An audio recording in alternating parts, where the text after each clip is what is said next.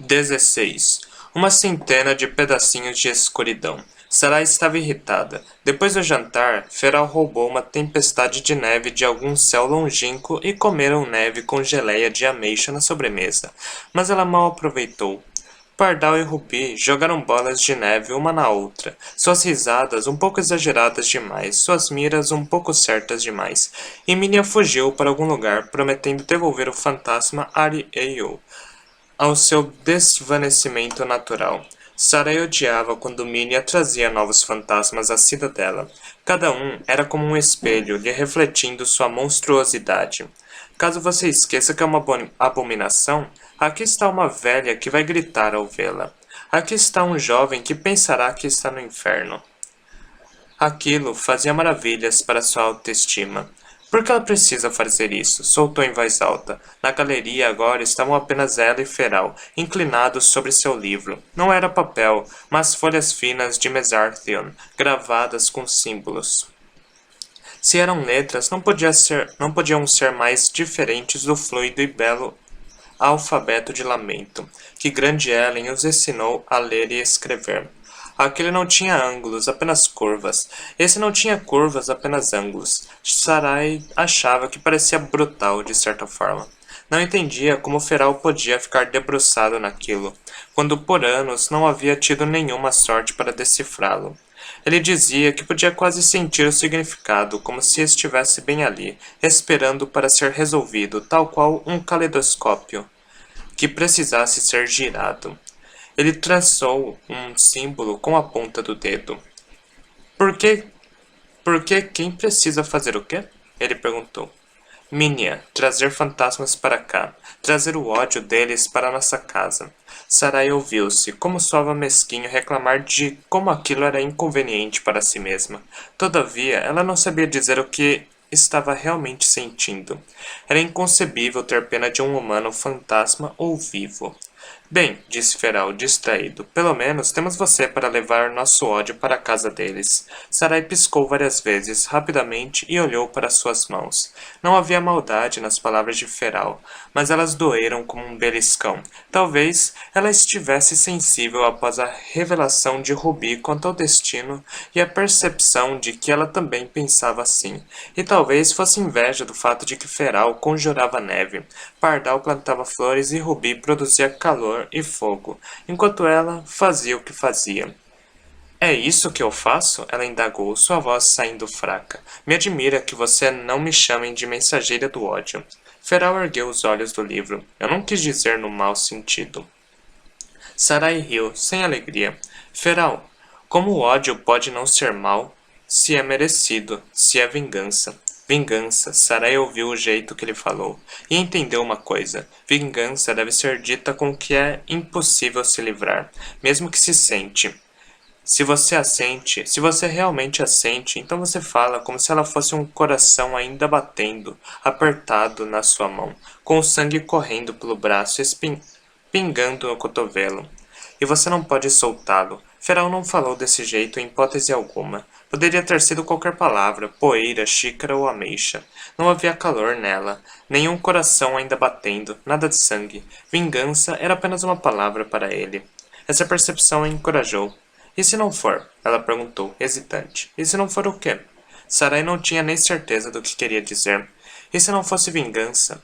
E se não fosse merecido? Ou ainda mais primariamente, e se não fosse mesmo ódio que ela sentisse pelos humanos? Não mais. E se tudo houvesse mudado tão lentamente que sequer sentira enquanto acontecia?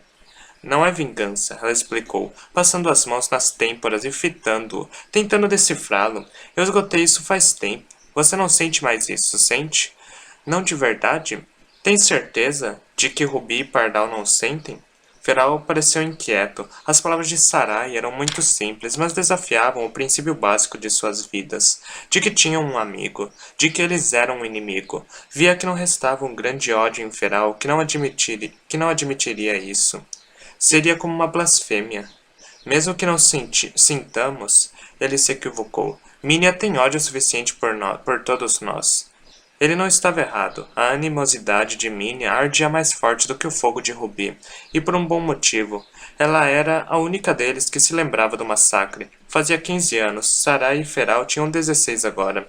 Pardal tinha 16, e Rubi quase, e Minia. Pois bem, embora parecesse uma criança de 6 anos, não era uma. Na verdade, era a mais velha dos 5, e quem salvara os outros 15 anos atrás, quando ela tinha mesmo 6 anos, e o restante eram apenas bebês.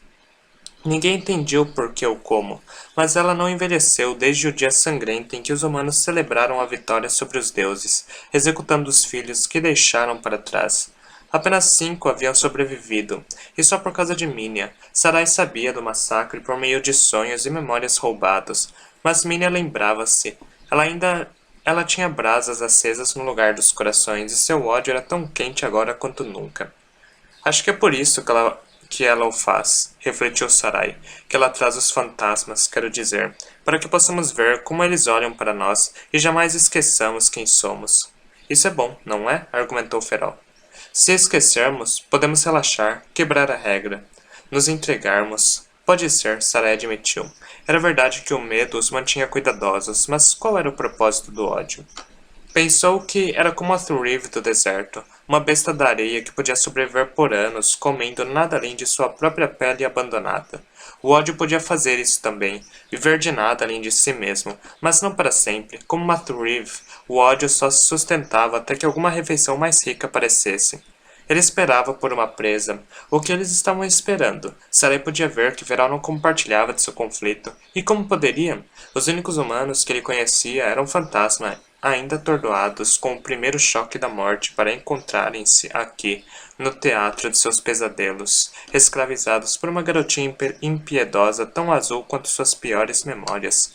Isso com certeza não trazia à tona o melhor dos humanos, mas depois de 4.000 anos entre eles, em suas casas, em suas peles, Sarai os conhecia de uma forma que os outros não poderiam. E também perdera aquela habilidade fácil para odiar. Ela deixou o assunto de lado. O que Ruby disse mais cedo, ela especulou. Você também sente assim? Que parte? Sobre a sopa ser insípida ou o inferno ser interessante? Sarai balançou a cabeça, sorrindo. Você sabe que parte quero dizer. Ah, sim. Que não tem problema queimar nossas roupas quando estamos irritados porque vamos morrer jovens? Essa parte, Sarai ficou mais hesitante. Feral, você consegue nos imaginar envelhecendo? Claro que consigo, respondeu sem hesitação. Serei um distinto cavalheiro idoso, com longos bigodes, 3 mulheres, uma dúzia de filhos. 3 mulheres? Sarai interrompeu. Quem? Nós? Você vai casar com todas nós? Bem, naturalmente. Eu não gostaria que ninguém ficasse de fora, exceto Minia, e acho que ela não ligaria. Não, acho que você está certo quanto a isso, respondeu Sarai, divertida. Ela não tem o perfil de esposa. Enquanto você... Ah, sim, leva tanto jeito. Mas como isso vai funcionar? Você vai fazer um rodízio entre nós numa escala ou escolherá de acordo com seu humor? Uma escala parece ser mais justo, ele disse, solene. Sei que não será fácil, todos vocês tendo de me divertir, mas devemos fazer o melhor numa situação imperfeita. Ele lutava para manter a boca serena com uma expressão de seriedade, mas não conseguiu evitar o humor em seus olhos. Uma situação imperfeita, Sarai repetiu. É isso que temos aqui? Ela gesticulou. Ao redor. A galeria, a cidadela, sua existência precária e condenada. Um pouco para o lado imperfeito, sim, explicou Feral com pesar, e então não conseguiram mais manter a seriedade diante de tamanho eufemismo. Sarai riu primeiro, dando uma gargalhada, e Feral a seguiu. A hilariedade fez sua mágica mundana, decantando a tensão das costas da jovem e aliviando o terror frio que estivera pressionando-a na noite inteira. E é assim que você segue em frente. Você dá risada das partes sombrias. Quanto mais partes sombrias, mais você tem de rir. Com rebeldia, com despreocupação, com histeria, da forma como puder. Sarai suspeitou que sua mãe, a deusa do desespero, não aprovasse isso. Mas ela teria amado o dom da filha. A noite avançou. Os outros foram para seus quartos. Sarai também foi, mas não para dormir. Seu dia estava apenas começando. Seus aposentos haviam sido os de sua mãe, e eram os segundos em tamanho e esplendor, perdendo apenas para os de Minia, que eram um verdadeiro palácio cercado dentro do corpo da cidadela, e tinham sido domínio de seu pai, Scathis, deus das bestas e lorde dos Mesarthim, o mais monstruoso de todas elas. Os de Sarai ficavam na extremidade do lado destro, que era uma forma de dizer direito, assim como a sinistra era uma forma de dizer esquerdo, do longo corredor curvo a partir da galeria. A porta não fechava, todas as portas na cidadela, tudo na cidadela, ficou congelado como estava no momento da morte de Scates. Portas que estavam abertas permaneceram finalmente abertas. Portas fechadas eram permanentemente intransponíveis. Vastos setores da cidadela estavam de fato fechados. Seus conteúdos eram um mistério. Quando os 5 eram menores, gostavam de imaginar outras crianças sobrevivendo nas alas fechadas, levando vidas paralelas e brincavam de imaginar quem elas seriam, e que dons possuíam para tornar sua existência enclausurada suportável. Grande Ellen lhes contou das crianças que conheceu em seus anos no berçário, uma garota que conseguia projetar ilusões com a mente, um menino que podia imitar os rostos dos outros, outro cujas lágrimas podiam curar qualquer ferimento, um belo dom, mas ele estava destinado a passar a vida inteira chorando. O mais invejável para eles, naquela época, era o da garota que podia trazer as coisas dos sonhos. Se ela pudesse sonhar, podia carregar consigo brinquedos, harpas, gatinhos, bolos, coroas e borboletas. Eles adoravam imaginar todas as coisas que teriam se possuíssem esse dom, pacotes de sementes para Pardal plantar uma verdadeira horta, e livros para Feral, que queria aprender mais do que os fantasmas podiam ensinar, para Sarai, uma boneca que cobiçara em lamento, que ela viu sendo abraçada por uma menina que dormia durante uma de suas visitas noturnas. Um exército para Minia, que sempre foi sombria, para Rubi, uma jarra inteira de mel para comer sem dividir com ninguém.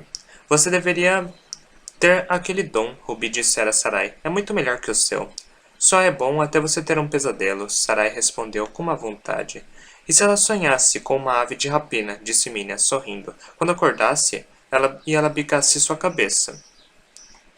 Agora entendiam que se qualquer um tivesse ficado trancado em outros setores da cidadela, teria morrido em dias. Os 5 eram os únicos seres vivos ali. Sarai não podia fechar sua porta, mas puxou a cortina que pendurou ali para tampá-la. Tinham de respeitar as cortinas um dos outros, mas era um sistema imperfeito, especialmente no que dizia respeito a Minia. Uma situação imperfeita, Sarai se lembrou, mas a efervescência do riso perdera o gás. Uma antecâmara levava ao quarto de dormir. Diferentemente das paredes austeras do corredor, esse quarto imitava a arquitetura de lamento, com colunas sustentando um entablamento ornamental e o teto alto arqueado. Lá embaixo, na cidade, as construções eram de pedras, intrincadamente esculpida com cenas do mundo natural e mítico. Entre as mais belas estava o templo de Thakra, no qual uma dúzia de mestres escultores trabalharam por 40 anos. 2 deles ficaram cegos no processo. Só o friso exibia 1000 pardais, tão reais que os pássaros de verdade passavam suas vidas cortejando-os em vão. Aqui, nessas câmaras, havia 2 vezes mais pássaros, misturando-se a serafins e lírios, espectrais e vinhas, e embora o trabalho provavelmente tivesse sido feito em 1 hora ou 2, era ainda mais perfeito do que o do templo. Eles foram criados em Mesarthion, não em pedra, e não tinham sido entalhados nem moldados. Não era assim que o Mesarthion funcionava. A câmara com dossel ocupava uma plataforma no centro do quarto. Sarai não dormia nela. Era grande demais, como um palco. Havia outra cama, mais razoável, enfiada em uma alcova atrás do closet. Quando era mais nova, imaginava que havia pertencido a uma criada, mas, em determinado momento, passou a entender que era para os consortes e amantes de Isagol, ou seja lá como fossem chamados. O próprio pai de Sarai teria dormido nessa cama quando Isagol o queria na sua. Seu pai, quando percebeu isso, sentiu como se fosse uma violação de seu refúgio imaginá-lo ali, reconfortando-se naquela privacidade enquanto deitava, acordado, planejando o massacre dos deuses. Era a cama de Sarai agora, mas não usaria por horas. Atravessou descalça a porta do terraço e saiu à luz da lua. Sarai tinha 17 anos, uma deusa e uma garota. Metade de seu sangue era humano, mas isso não dizia nada. Ela era azul, filha dos deuses. Era uma anátema. Ela era jovem, era adorável. Tinha medo, cabelos ruivos e pescoço fino, e usava uma camisola que havia pertencido à deusa do desespero, que era longa demais, e arrastava-se atrás de si, a bainha gasta de esfregar no chão, indo e vindo, indo e vindo. Andando nesse terraço, Sarai poderia ter ido à lua e voltado, exceto, é claro, se pudesse andar até a lua, jamais voltaria. Era a hora. Ela fechou os olhos, fechou-os bem cerrados. Seu dom era horrível. Ela nunca deixou que ninguém a visse invocá-lo. Ela podia ensinar a Ariel uma coisinha ou outra sobre repugnância, pensou. Respirou fundo. Podia senti-lo crescer dentro de si, brotando como lágrimas. Ela segurou por mais um momento. Sempre havia esse impulso de guardá-la. Essa parte dela mesma, escondê-la, mas ela não tinha esse luxo, tinha trabalho a fazer. Então abriu a boca e gritou. Era claramente um grito, a tensão do ricto em sua face, cabeça para frente, garganta estendida, mas nenhum som saiu. Sarai não gritou um som, mas algo diferente. Ela foi emitida, uma escuridão suave, borbulhante, parecia uma nuvem, mas não era uma nuvem. 5, 10 segundos. Gritou seu grito silencioso. Ela gritou um êxodo. Gritando na noite, a escuridão rachou-se em uma centena de pedaços esvoaçantes como retalhos de veludo, soprados pelo vento. Uma centena de pedacinhos de escuridão. Eles se separaram e juntaram-se em um pequeno tufão que varreu sobre os telhados de lamento, rodopiando e girando em suaves asas de crepúsculo. Sarai gritou mariposas, mariposas e sua própria mente, dividida em uma centena de pedaços e arremessada para o mundo. 17. A Musa dos Pesadelos. Todos os filhos dos deuses tinham dons mágicos, embora algumas de suas habilidades merecessem o termo dom mais do que outras. Não havia como prever o que seria, cada um se manifestava em seu próprio tempo, à sua própria maneira. Alguns, como os de Feral e Rubi, deixavam-se conhecer espontaneamente e vividamente enquanto ainda eram bebês. Tempestades e fogueiras no berçário, neve e raios, ou lençóis queimados, deixando nada além de um bebê irritado e nu fumegando em um berço. Outras habilidades levavam mais tempo para serem descobertas e dependiam do ambiente e da circunstância, como a de Pardal, que precisava de um jardim ou pelo menos de uma semente para se manifestar. Ela ainda engatinhava quando isso aconteceu. Grande Ellen adorava contar a história de como a pequena Pardal havia atravessado a galeria engatinhando com suas mãos gordinhas até as orquídeas que não floresciam desde o massacre. Elas pareciam estacas em um vaso, e Grande Ellen não impediu a garota de agarrá-las. Não havia muita coisa para brincar na cidadela, e as orquídeas estavam além de qualquer esperança. Ela estava distraída, provavelmente por Rubi, e quando olhou novamente, não foram estacas em vasos que viu, mas o pequeno rosto de Pardal, paralisado com a visão de um botão abrindo a partir da madeira morta que tinha em suas mãozinhas. Bruxa das orquídeas. Ladrão de nuvens. Fogueira. Seus dons manifestavam-se sem esforço, naturalmente. Isso não podia ser dito sobre o dom de Sarai. Enquanto Feral, Rubi e Pardal não conseguiam se lembrar do tempo antes de sua magia. Ela conseguia. Lembrava-se de perguntar qual seria o seu dom e esperar que fosse bom. Os outros também esperavam. Bem, as garotas eram muito pequenas, mas Feral e Minha estavam bastante conscientes. O dom de Sarai era o último desconhecido. Eles estavam presos na cidadela para sobreviver ali conforme podiam, pelo maior tempo possível, e havia dons que podiam tornar isso mais fácil. Quanto a Sarai, ela não queria apenas que tornasse a vida mais fácil. Não era o bastante. Ela queria salvá-los. Havia um dom, acima de todos, que poderia ter feito isso. Era o dom de Scates.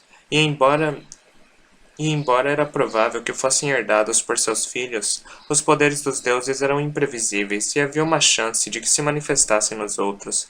No entanto, Sarai sabia que ela não o tinha, pois fora testada quando bebê. Todos eles foram. Coraco, a deusa dos segredos, foi a responsável por isso, e por administrar outros testes para determinar habilidades mais difíceis de compreender.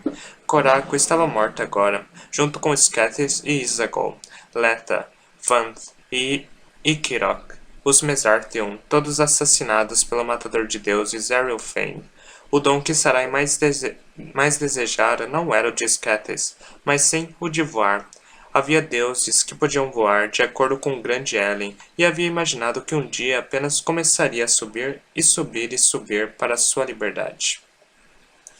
Em suas fantasias, ela levava os outros juntos, mas eles nunca chegavam a um destino, porque ela não conseguia imaginar que lugar poderia existir no mundo para seres como eles. Havia dons bons pelos quais desejar, e havia dons ruins aos quais temer. E quanto mais o tempo passava, mais se preocupava que o dela fosse um desses. Ela tinha 5 anos e nada tinha acontecido. 6 e ainda nada. E então, não. Nada. Não era alguma coisa, tão pouco. Não ainda, não totalmente. Apenas uma sensação crescendo dentro de si, e não era uma sensação boa. Primeiro, parecia um pouco com segurar palavras cruéis em vez de dizê-las, como elas ficam queimando atrás da língua como um veneno secreto, pronto para ser cuspido no mundo. Ela segurou, não contou a ninguém, ficou mais forte, mais pesado. Ela resistiu desde o início, parecia errado, e só piorou. Havia uma inquietação, uma vontade de gritar, e todas essas sensações e toda essa sensação errada, essa urgência, só acontecia à noite. À luz do dia, ela ficava bem, e essa parecia mais uma pista de que havia uma coisa sombria e má dentro de si, brotando, crescendo, subindo, preenchendo-a. Algo dentro dela que não deveria estar lá, e toda noite que se passava era mais difícil de resistir às suas compulsões. Sua garganta queria gritar, sua alma também.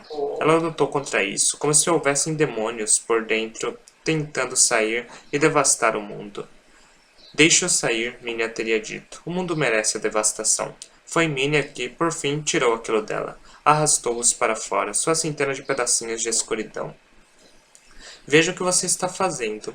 Ela acusou Sarai uma noite, encurralando-a no jardim.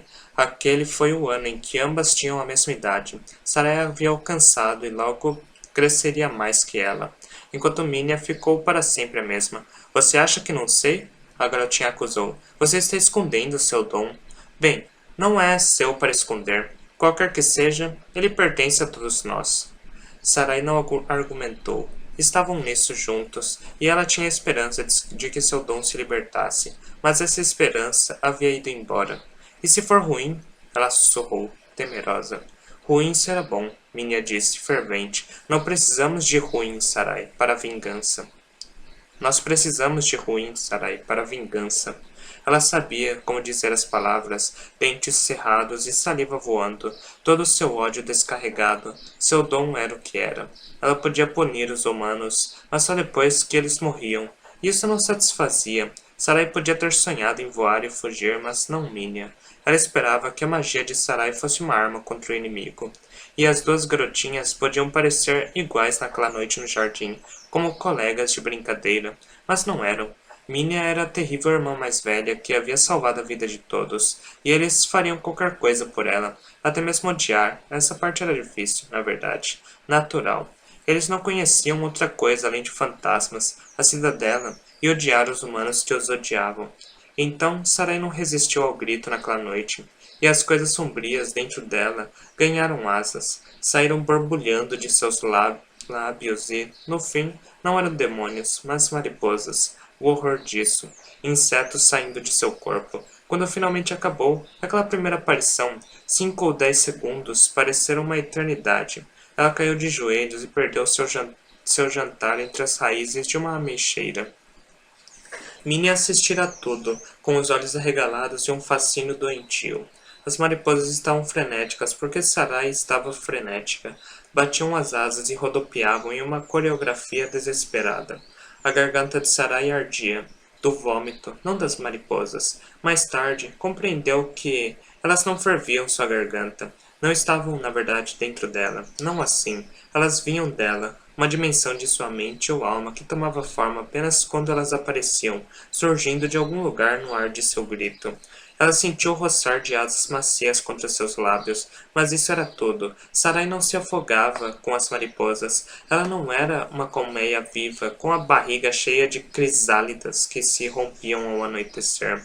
Nada tão terrível, mas foi terrível bastante daquela primeira vez, e violento, irritante e atordoante. Ajoelhou-se entre as raízes da ameixeira e cambaleou. Sua mente parecia ter se descascado, estava nua e espalhada. Ela segurou em um nó de raiz enquanto o mundo se partia em pedaços e girava. Ela podia ver, através dos olhos das mariposas, de toda a centena delas de uma vez. Por isso ficou atordoada, cambaleou e girou. Podia ver o que eles viam e ouvir o que elas ouviam, sentir o cheiro e o sabor que sentiam também, e até sentir o que quer que suas asas, pés e antenas felpudas tocassem. Esse era o seu dom, grotesco e maravilhoso. Sua consciência tinha asas. Ela não podia voar, mas sua consciência podia. Era uma espécie de fuga, mas sem liberdade, pois ainda era uma prisioneira, uma monstruosidade secreta. Mas agora era uma prisioneira e monstruosidade secreta que podia espionar a vida que jamais teria. Se isso fosse tudo, ainda assim seria útil. Ter uma janela para ver lamento à noite, pelo menos. As mariposas eram estritamente noturnas, para ver algo do inimigo e saber o que ele estava fazendo. Mas isso não era tudo, era apenas o começo de sua habilidade estranha e sombria. Esta noite, não mais criança. Sarai fez o mesmo que vem fazendo há 4.000 noites. Saiu no terraço e gritou suas mariposas para o céu. Elas desceram para Lamento, voando sobre a topografia de telhados como se tivesse sido setorizada em um mapa. Os insetos dividiram-se entre si, mergulharam em chaminés, espremeram-se através de frestas nas janelas. Elas eram escuras, pequenas e adoráveis, o roxo exato da noite, com o brilho de luz das estrelas na água escura. As antenas eram plumas adequadas para abanar uma minúscula rainha. Os corpos, como botões de salgueiro, compactos, felpudos, maravilhosos. No terraço, Sarai andava de lá para cá, uma energia inquieta a atravessava. Ela nunca conseguia ficar parada quando suas mariposas estavam fora. Tinha os olhos abertos, mas sem foco. Ela deixava apenas o suficiente de sua consciência para fazer aquilo, andar pela extensão do terraço e saber se alguém se aproximasse. O resto de sua mente estava em lamento, em uma centena de lugares ao mesmo tempo. Dentre outras casas, entrou na de Ariel Ale. A janela estava aberta, sua mariposa voou direto para dentro. O cadáver dele estava deitado na mesa da cozinha. Ela não o tocou, apenas olhou. Ele era bonito mesmo agora, mas a imobilidade era terrível. O abismo entre o sono e a morte, imenso. Era estranho ver a concha vazia quando seu fantasma havia estado na cidadela há tão pouco tempo. Quando os humanos morriam, suas almas prendiam-se invisivelmente aos corpos pelo tempo que conseguiam, 1 ou 2 dias, e então perdiam a ligação e eram requisitados pela chamada natural da evanescência. O céu os levava, as almas ascendiam e voltavam para o céu, sendo incorporadas por ele. Ao menos que Minha os pegasse para brincar, é claro. Ariel Ale não fora casado. Aquela era a casa de sua família e sua irmã mais nova cochilava ao seu lado, dormindo na vigília. Seu nome era Raiva, e tinha a idade de Sarai, que não podia deixar de pensar como a vida da garota seria diferente se os deuses estivessem vivos. Ao mesmo tempo em que estava lá, na cozinha de Ariel Ale, ela estava entrando em outras casas, olhando para outros rostos. Entre eles estavam mulheres que não tinham tanta sorte quanto Reiva, mas que eram jovens quando os deuses comandavam Lamento. Não era Lamento, então, é claro. Esse nome veio com o massacre, mas combinava com os 2 séculos de reinado dos Mesartheon. Se houve algo em abundância em todos esses anos, certamente foram as lágrimas. Todos esses lares, todas essas pessoas, brinquedos espalhados e botas gastas, e tudo tão diferente do que era na cidadela. Não havia Mesartheon nessas casas, mas tijolo, madeira e pedra, colchas feitas à mão e tapetes de tecido, gatos enrodilhados ao lado dos humanos em suas camas bagunçadas. Sarai ia até eles. Os humanos, não os gatos. As mariposas encontravam-nos adormecidos em suas camas. Seu toque era leve. Os adormecidos nunca acordavam. Homens e mulheres, crianças e avós, as mariposas pousavam em sua fronte ou na saliência dos ossos da face. Havia intimidade nisso. Sarai conhecia os odores dos humanos e os ritmos de sua respiração. Ela era uma conhecedora de cílios, a forma como eles se descansavam, a forma como vibravam, e a textura da pele em torno dos olhos, como era frágil, e a primeira a se enrugar, e o movimento brusco e palpitante do globo atrás das pálpebras. Ela podia dizer só de olhar se um adormecido estava sonhando ou descansando entre os sonhos. Ninguém que já tenha vivido sabia mais sobre os olhos fechados do que ela. Também vira um bom tanto de pele nua, que não fosse azul, e observar a pulsação das gargantas desprotegidas e pulsos pálidos. Ela via pessoas em seus momentos mais vulneráveis, sozinhas ou juntas, dormindo ou fazendo outras coisas que são feitas no escuro. Havia, ela descobriu, um número incontável de jeitos de os corpos entrelaçarem-se. Aquilo era uma educação. Antes era engraçado e chocante. Ela contava para os outros sobre isso logo pela manhã, e eles se surpreendiam e davam risadas, mas agora não era mais engraçado nem chocante. Havia crescido nela, imperceptivelmente, uma espécie de agitação, uma atração. Sarah entendia o anseio de Ruby. Ela não espionava mais nesses momentos privados, mas mesmo a visão de um braço forte e nu, enlaçando delicadamente uma cintura ou ombro, podia fazê-la doer com a vontade. Ser um corpo de um par que conhecia aquela fusão. Procurar e encontrar. Ser procurada e encontrada. Pertencer a uma certeza mútua. Acordar de mãos dadas. Na cidadela, a garganta de Sarai fechou-se, suas mãos cerraram-se. Aquilo não era coisa para seres como ela. Beijo dezenas de pessoas todas as noites, dissera Feral no início daquela noite. Isso não é beijar, ele respondera. E estava certo, beijar não era o que Sarai fazia com os humanos enquanto sonhavam. Na verdade, tudo até esse ponto era preâmbulo, o vôo da cidadela, espremer-se por chaminés e pousar nas frontes, ver e sentir, cheirar, provar e tocar, eram apenas o limiar de seu dom. Aqui estava a totalidade dele. Quando uma mariposa fazia contato com uma pessoa dormindo, Sarai podia entrar no sonho tão facilmente quanto passar por uma porta, e uma vez que estava lá, fazia o que bem entendia. As mentes ficavam abertas para ela, ou pelo menos a superfície ficava, e o que quer que borbulhasse debaixo a fim de pintá-las com reprodução de imagens, sensação e emoção, combinando e recombinando infinitamente no esforço incansável de fazer sentido, de fazer o eu, porque o que é uma pessoa a não ser a soma de todos os fragmentos de memória e experiência? Um conjunto infinito de componentes, com uma infinita gama de expressões. Quando uma mariposa pousava na testa de uma pessoa adormecida, Sarai mergulhava em seu sonho. O que o sonhador estivesse experienciando, ela experienciava, e não como uma espectadora infeliz. Logo que entrava, uma saqueadora invisível, que não era vista nem sentida. O sonho era dela para controlar, no domínio do real. Podia ser apenas uma garota escondida e em perigo, mas na mente consciente era todo-poderosa. Feiticeira e contadora de histórias, titereira e encantadora das sombras. Sarai era a musa dos pesadelos.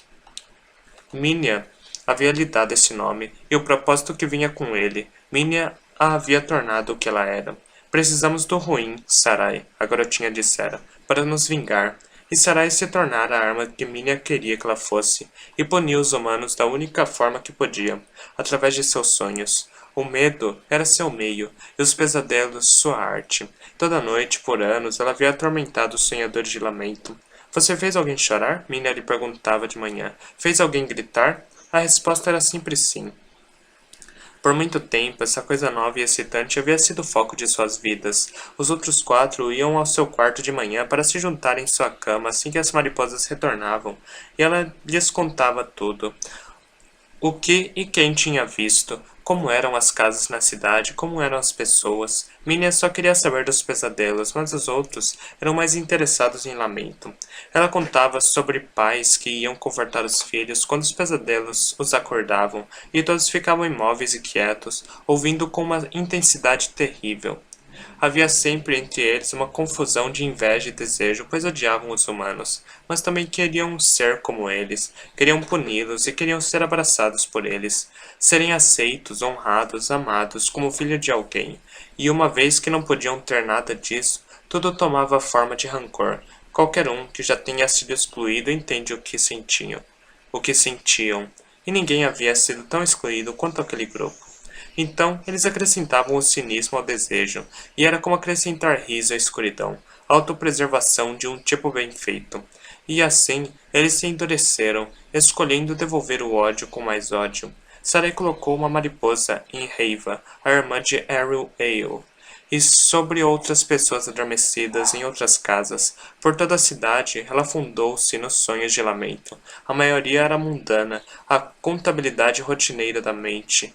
Alguns sonhos destacavam-se. Um homem estava dançando com a mulher do vizinho. Uma velha estava caçando uma ave de rapina com nada além de uma faca de vidro de demônio. Uma mulher grávida imaginava seu bebê nascendo azul e preferia que fosse o azul da morte ao azul dos deuses. Reiva sonhava com seu irmão. Duas crianças brincavam em um quintal. Era simples fragmento de memória. Havia uma árvore morta e Arrow Ale estava segurando nos ombros de Reiva para que ela pudesse pendurar flores de papel nos galhos. Como a maioria das árvores em lamento, ela nunca floresceria novamente, e os dois brincavam que ainda estava viva. Sarai ficou ali, invisível para os irmãos. Mesmo que quisesse que eles a vissem, não haveria. Esse era o limite de seu dom conforme ela sabia a partir da longa experiência. No início, tentava de tudo para chamar a atenção dos humanos. Ela gritava e assombrava, mas nunca a ouviam. Beliscava-os, mas nunca sentiam. Nos sonhos dos outros, ela era um fantasma, fadada a nunca ser vista. Agora estava acostumada com isso. Observou as duas crianças decorarem os galhos mortos com flores de papel e perguntou-se se aquilo era o máximo que Lamento podia esperar, uma vida falsa. Não era isso que ela também tinha? O que ela estava fazendo aqui, nessa casa, nesse sonho? Se estivesse tentando ganhar um elogio de Minia, não se conteria, mas usaria a meiguice e a tristeza de Reiva contra ela. Sarai tinha um arsenal de terrores. Ela era um arsenal de terrores. Durante todos esses anos os vinha colecionando, e onde poderia guardá-los se não dentro de si? Ela sentia-os no seu cerne, cada imagem e cena de medo e mau presságio, de vergonha, choque e sofrimento, de massacre e agonia. Era por isso que não ousava mais sonhar, porque em seu próprio sono ela era como um sonhador qualquer, à mercê de seu inconsciente. Quando dormia, ela não era a feiticeira ou a encantadora sombria, mas apenas uma garota adormecida sem controle sobre os terrores internos. Quando era mais nova, não teria hesitado em assustar Reiva com visões horríveis de seu irmão morto. Ela o teria feito morrer de 200 novas maneiras, cada uma mais repulsiva que a anterior. Ou então teria feito o garotinho dessa memória afetuosa transformar-se em uma coisa morta-viva voraz, que arremessaria a irmã no chão e enfiaria os dentes em seu crânio, enquanto ela acordava gritando. Antigamente, Sarai teria imaginado o deleite de Minia e feito pior. Não mais. Essa noite imaginou o deleite de Minia e fez o seu melhor. Encarnando Pardal, sua amiga bruxa das orquídeas, a menina desejou que a árvore morta voltasse a viver e observou surgirem folhas e brotos enquanto as duas crianças dançavam em torno dela, rindo, no cômodo de verdade, onde a irmã estava largada em uma cadeira ao lado do corpo do irmão morto, seus lábios curvando-se em um sorriso leve. A mariposa voou de sua sobrancelha esquerda e Sarai deixou o sonho e voou de volta para a noite. É engraçado como você pode passar anos vendo apenas o que quer ver, e escolhendo a indignação como se escolhe uma camisola, deixando todas as outras penduradas na vara fina de Mesartian. Se a indignação fosse uma camisola, então por anos Sarai havia usado apenas uma, a do massacre. Ela conhecia muito bem, por conta dos sonhos, e inúmeras vezes viu o episódio na mente dos homens que o tinham perpetrado. Na de Errol Fane, mais do que todas, brilho de faca e sangue espalhando-se, as Ellens mortas no chão para que os homens que as haviam matado pisassem sobre seus corpos, o terror e os gritos de misericórdia de meninas e meninos com idade suficiente para entender o que estava acontecendo, a lamúria e o choro de bebês pequenos demais para entender qualquer coisa, mas chocados pelo terror dos outros, todos aqueles gritos subtraídos um a um, como se o silêncio fosse objetivo.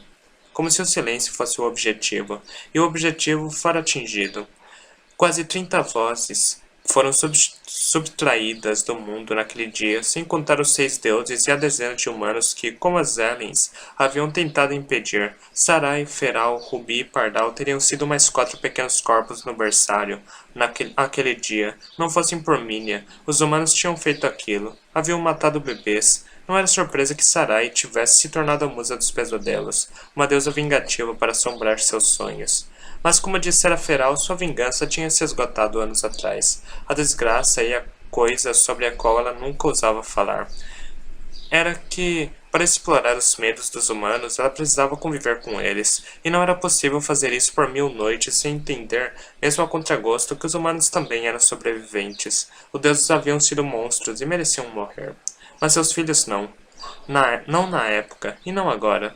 A cidadela era sua prisão e seu santuário, mas por quanto tempo mais seria ambas as coisas? Não importava o quanto obedecessem à regra, algum dia os humanos chegariam. Se o horror dos fantasmas recém-capturados por Minia lhes dizia alguma coisa, era que as pessoas de Lamento fariam novamente o que fizeram antes. E como eles poderiam se defender? Mariposas, nuvens, flores, fogo e fantasmas. Eles não eram impotentes, mas Sarai não tinha ilusões. Eles não poderiam sobreviver a um segundo massacre. Sua única esperança era não serem descobertos.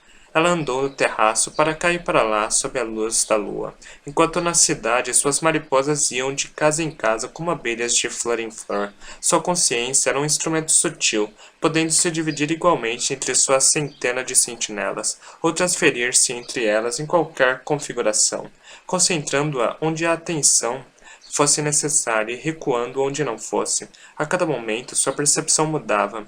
Ela tinha de reagir em um bater de asas, confiar em seus instintos, perambular pela cidade mergulhando e emergindo das mentes, girar uma centena de mariposas em sua dança selvagem, torcer os sonhos e afiá-los, atacar com deuses e monstros pelos caminhos do inconsciente.